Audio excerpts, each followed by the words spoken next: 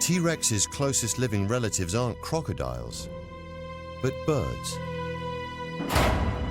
Veterinary surgeon Luke thinks he might have a new lead as to why this dinosaur died. Kat, how'd it go? Got some nice pictures, did 4 or 5 up through the neck, and I've just pasted them together and they're just on their way over. You can see here, guys, look at this. This clean break to the neural spine here, but the fracture line going through the vertebral body, and that would have severed the spinal cord, just broken it clean. She would have stopped breathing instantly, and that would have been death. No coming back from that. And it ties in, sadly, but it does explain that huge trauma in the back leg, the clean break there. And then there was quite a bit of blood inside, wasn't there, when we were around, and that would explain a big trauma and a fall. And I guess she landed on her neck, broke it. Game over.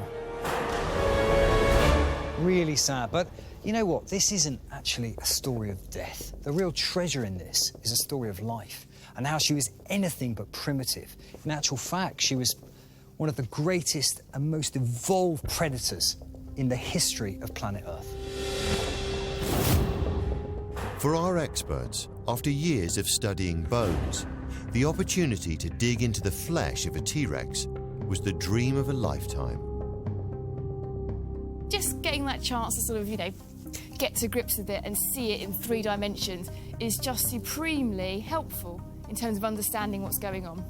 I'm used to working with dry, dead bones. I have never gotten this filthy, dirty, disgusting in my entire life. Climbing into a Tyrannosaurus Rex cadaver, that sort of close proximity, it's indescribable. You just have to see it to believe it.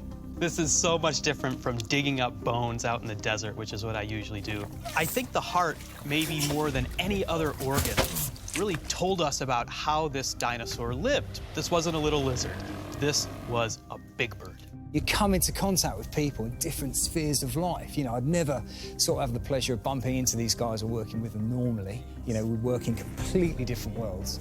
And coming together and getting all that bounce and having a good crack with it, just great. I now can tell my kids stuff about T-Rexes, and it's thanks to Matt, Steve and Tori, who, I've gained loads.